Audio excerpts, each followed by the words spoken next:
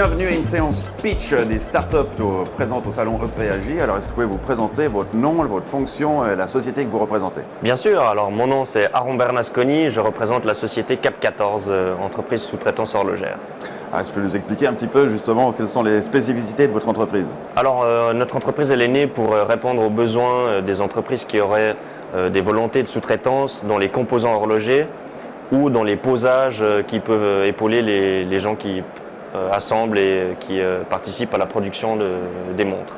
Et quel type de composants du coup usinez-vous?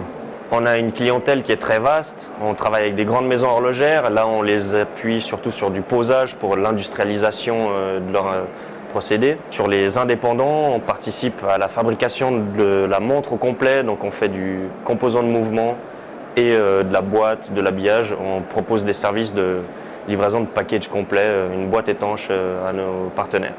Quel type de machine employez-vous? Plusieurs types de machines, on est spécialisé dans le fraisage. On a des Primacon palettisés avec des broches 40 000 tours qui nous permettent de faire vraiment du composant horloger. On a une Primacon 5 axes pour tout ce qui sera boîte et habillage. Et ensuite, pour de la mécanique d'art, c'est aussi un de nos secteurs d'activité, on a deux brothers qui permettent de faire des pièces de taille plus grande. Justement, est-ce que vous pouvez nous expliquer un petit peu qu'est-ce qu'on entend par mécanique d'art? Alors la mécanique d'art, c'est en fait l'assemblage de pièces mécaniques qui prennent vie et qui sont animées au travers de mouvements, au travers de bruit, de musique. Et tout ça s'active grâce à en fait, la réflexion des personnes qui vont réfléchir à comment animer cet objet d'art.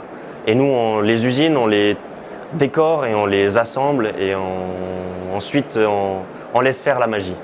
Parce que vous êtes basé dans une région assez connue pour la mécanique d'art. Tout à fait, ouais. C'est vrai que Sainte-Croix, c'est un petit peu le berceau là où s'est développée la mécanique d'art. Il y a quelques noms très connus qui nous entourent et on a la chance aussi de pouvoir s'appuyer sur eux pour développer des objets d'art et en même temps participer à la création au travers de nos activités de sous-traitance de ces objets.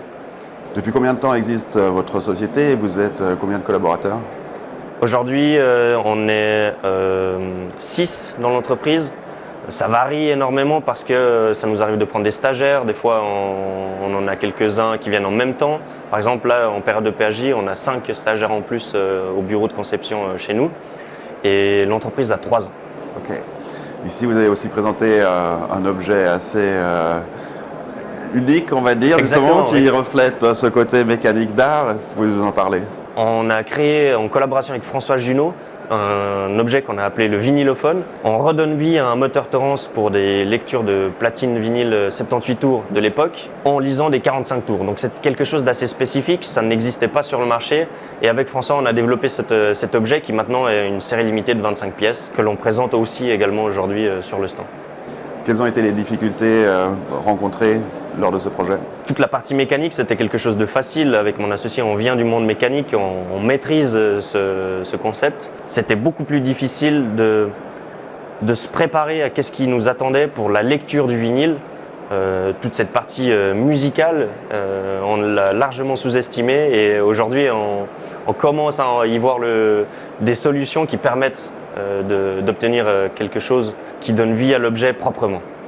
Donc vous fabriquez pour des tiers, oui. Et là en l'occurrence vous vous êtes dit faites plaisir sur une démonstration quelque part de votre savoir-faire. Notre activité principale c'est la sous-traitance mécanique.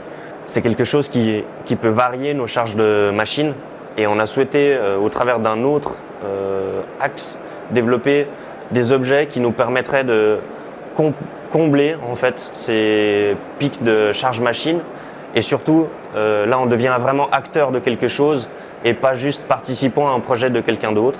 Sous-traitance c'est Cap14 et les objets d'art ça sera commercialisé sous un nom qui s'appelle Azaro. Très bien. Et donc vous êtes présent ici au salon EPAJ, est-ce que vous pouvez nous expliquer un petit peu comment ça se passe? Alors c'est un salon qui est vraiment formidable pour faire du contact. On a énormément de monde qui vient nous voir sur le stand.